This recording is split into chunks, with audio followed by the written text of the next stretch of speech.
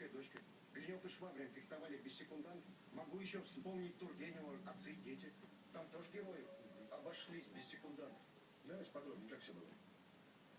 Ну, мы накануне договорились о месте и времени той лесопарке утром. Приехали, каждый привез свой комплект пистолетов.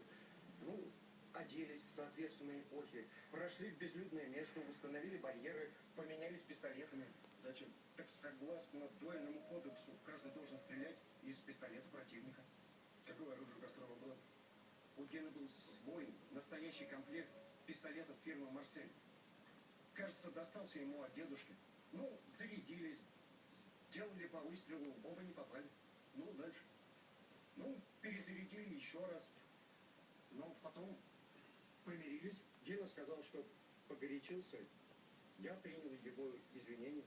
Собрали оружие, пошли к месту, где оставили машину. Все? Не совсем все.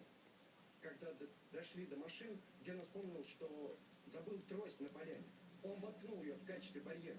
Что за трость? Старинная, очень дорогая, была частью его костюма. Ну, в общем, он решил за ней вернуться, а я сел в машину и поехал по своим делам. Но вам же ничего не мешало пойти вслед за Костровым и убить его уже безо всякой дуэли. Понимаете, ну...